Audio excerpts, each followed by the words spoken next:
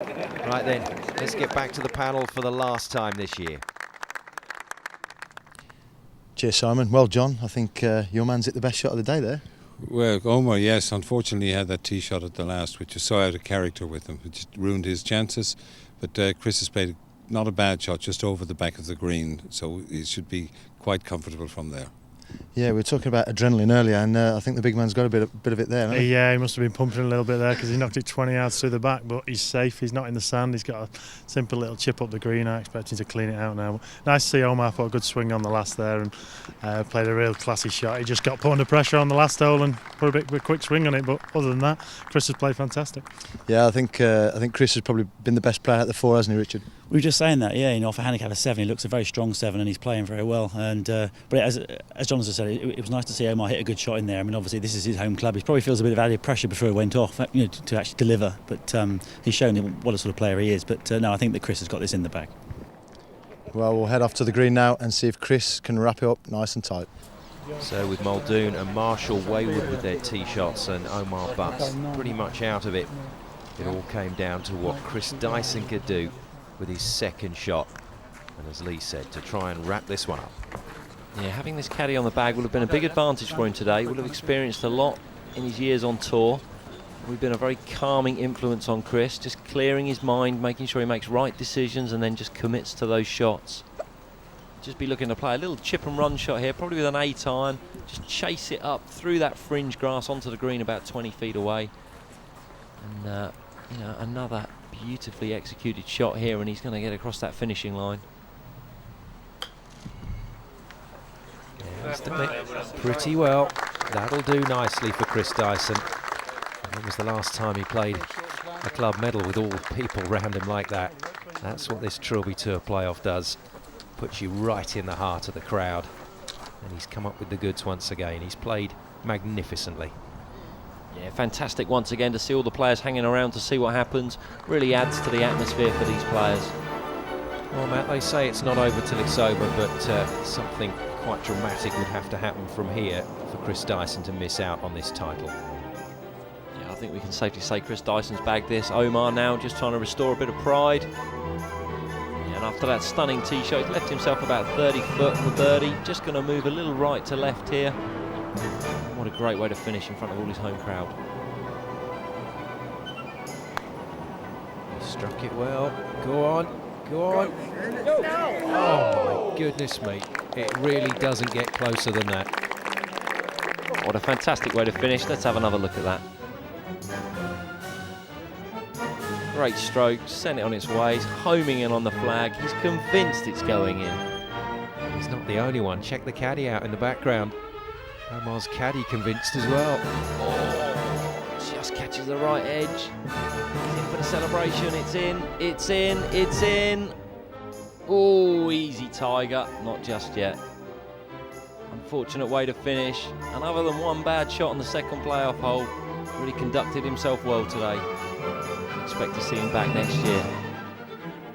Well, for Tom Muldoon, Matt, it just didn't go right at all in the playoff, did it? No, he got off to a great start there on the first hole, and then the moment we get onto that second hole and the water gets in play, the wheels came off. Chris Dyson just trying to check the emotion there because he knows that he's done it, and he's trying to get his head where it should be, concentrating on that finishing putt. Yeah, don't underestimate. This is a massive event for these guys. It really does bring out all the drama that golf can provide. Well, Ian Marshall finishing with a bit of drama. A decent part hold on the last, but he just can't muster a celebration. And you can understand why. So desperate to win this title. You've got yourself through the field of 96 players. You've got to the top 4. You've got a chance to win the Trilby Tour International Amateur title. And unfortunately, it's all been taken away by the big man, Chris Dyson. Well, not the finish that he was after, but he had plenty of shots to play with, Matt. And in the final analysis, Chris Dyson has taken it away from everybody. Absolutely, great shot after great shot, cozies that up, taps it in and does his job. Chris Dyson is the 2010 Trilby Tour International Amateur Champion. Thoroughly deserved as well, and once again there's that camaraderie at the end of the playoff that we've seen all year long from players and caddies. A special hug for the caddy. It's been a big help to Chris Dyson today, and finally the emotion breaks through. Not surprisingly, wife Jo comes onto the green to congratulate husband Chris on his victory.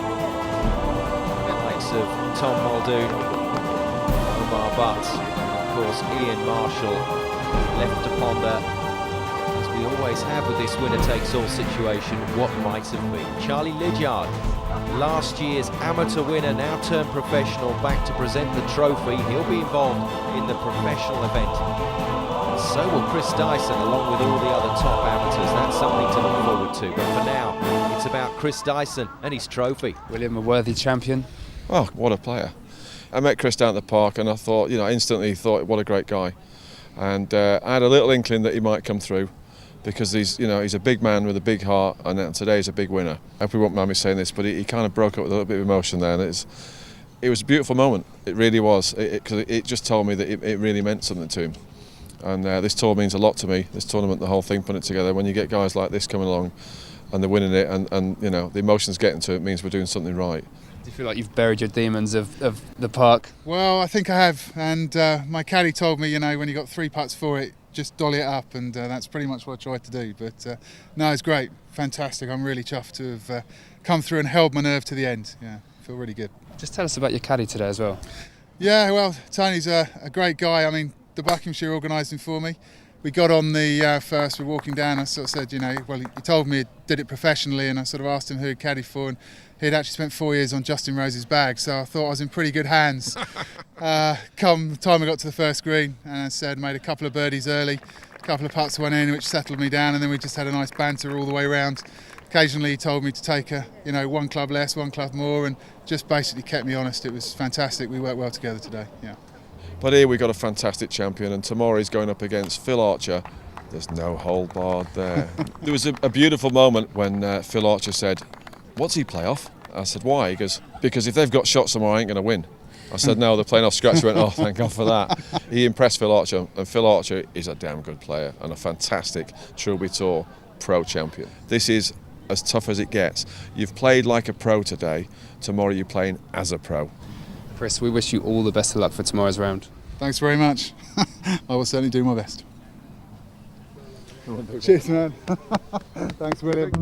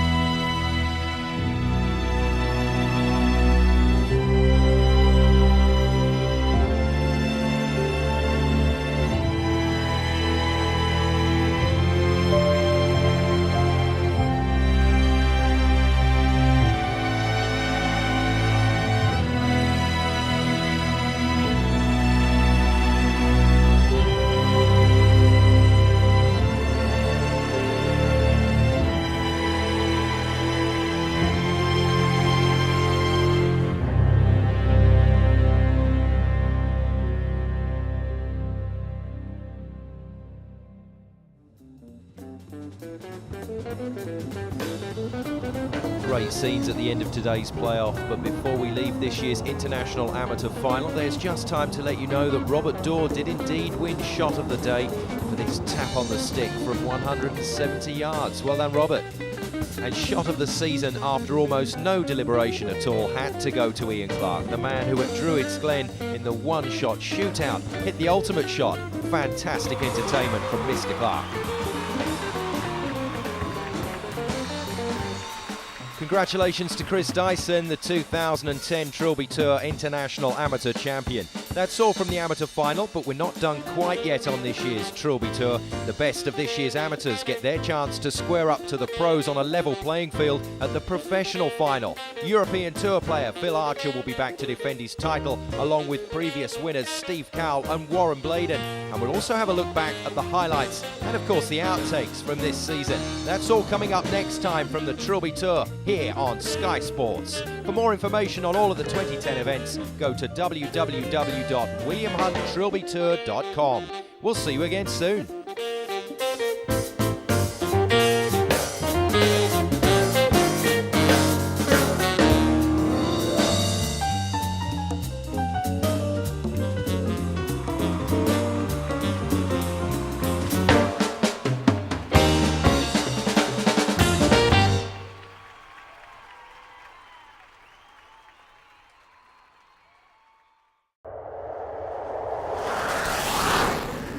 Flights, hotels, car hire.